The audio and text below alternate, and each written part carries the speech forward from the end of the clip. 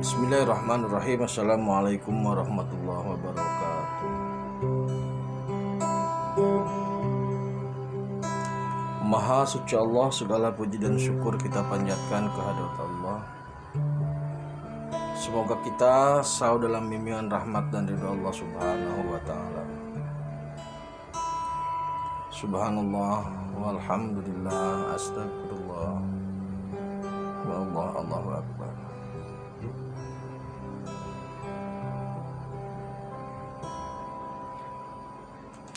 Kembali bersama saya dari tim Raja Wali Nusantara. Kali ini kita akan membahas batas waras.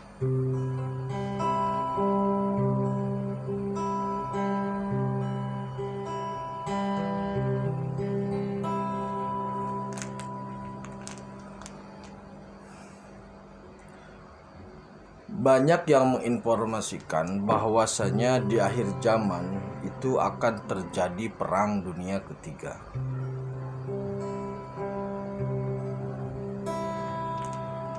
Perang dunia ini diawali oleh sistem imperialisme yang kemudian membangkitkan nasionalisme di sisi yang lain. Perang dunia satu sudah terjadi, perang dunia kedua sudah terjadi, dan memprediksi bahwa akan ada perang dunia ketiga.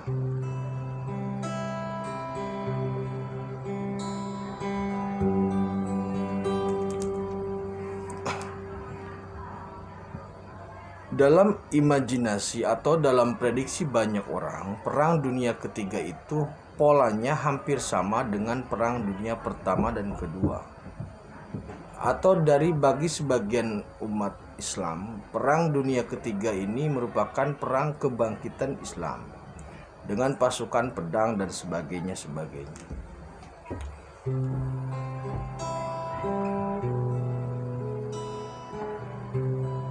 Namun apakah demikian?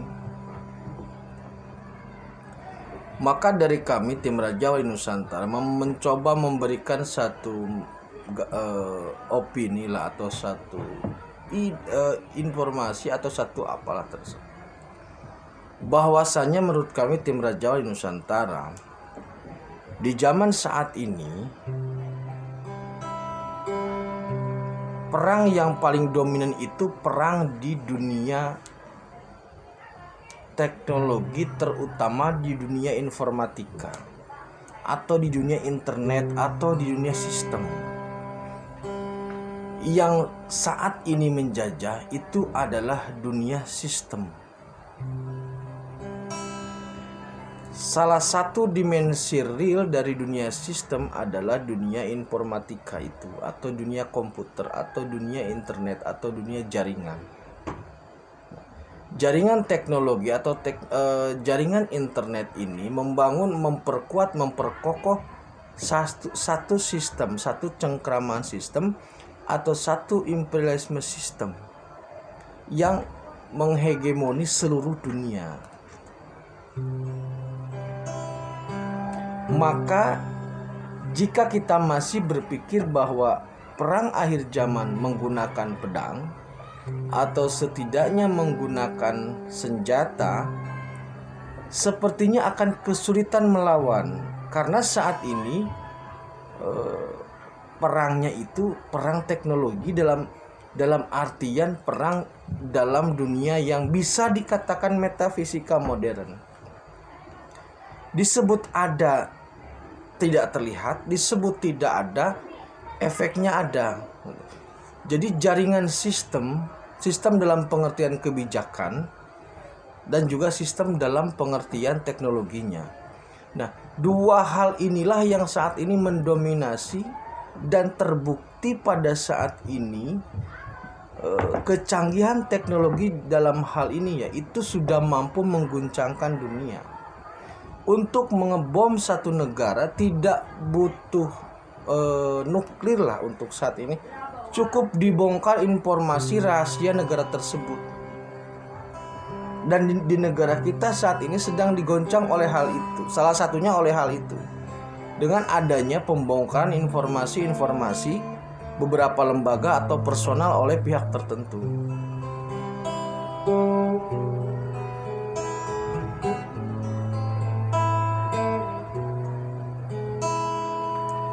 Jadi internet, kalau atau dalam bahasa ya jaringan internet lah, atau jaringan komunikasi, jaringan informatika yang membangun suatu sistem dalam kebijakan maupun dalam sistem IT-nya, itu tidak bisa dilawan dengan senjata. Nah, lalu apa hubungannya dengan batas waras?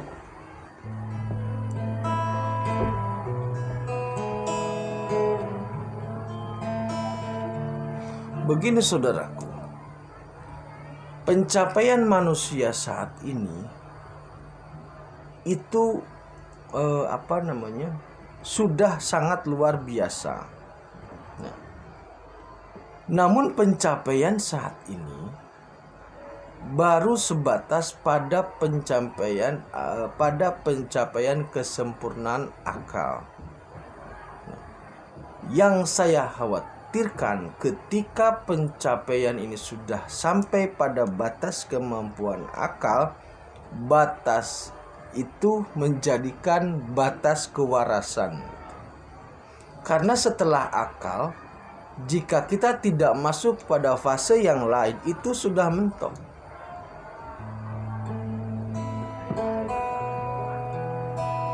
Sistem IT, sistem kebijakan yang kemudian sekarang kalau dulu hegemoni kebijakan itu menggunakan manual lah bahasanya, ya, menggunakan kebijakan manual. Kalau sekarang menggunakan IT, semua kebijakan, semua hal sekarang sudah geser ke dalam teknologi IT.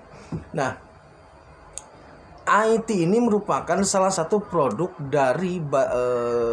dari kemampuan atau dari hampir kebatasan akal IT.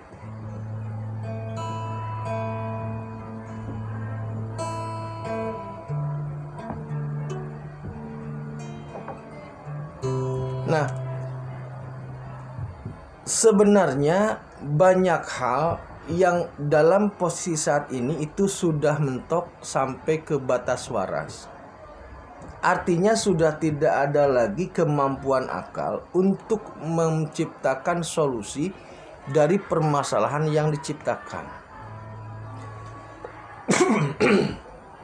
Semisal sekarang banyak pembocoran data.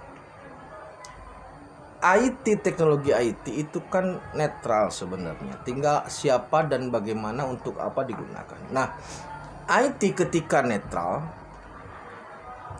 IT yang merupakan produk dari akal, kemudian pada satu sisi digunakan untuk membangun dapur atau membangun sistem keamanan, namun di sisi lain ada yang digunakan untuk menghancurkan. Nah, dua-duanya produk akal. Kalau dalam bahasa lainnya security guard-nya itu dibangun oleh akal, maka hackernya juga menggunakan akal. Ini menjadi permasalahan ketika semua orang bertumpu pada akal dalam aspek teknologi. Jadi pemenangnya nanti siapa?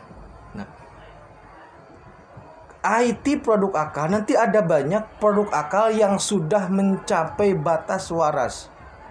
Ada lagi yang lain. Ini kita baru bicara pada produk IT. Kenapa ini diangkat? Karena sekarang sedang ramai di negara kita pembocoran sekian miliar produk data warga. Mungkin bagi sebagian orang tidak ada masalah atau tidak ada yang penting mungkin. Tetapi jebolnya sistem informasi atau sistem keamanan itu menunjukkan bahwasanya batasan dari masing-masing memiliki batasannya gitu loh. Sehingga kalau dalam bahasa lainnya di atas langit ada langit, tetapi ini sudah mencapai batas kewarasan. Jadi kemudian pertanyaannya, jika seandainya perang dunia ketiga adalah perang dalam dimensi teknologi ini, yang merupakan hasil dari kemampuan akal atau rasionalitas atau kemampuan intelektual. Pertanyaannya, siapa yang mampu memenangkan pertarungan ini?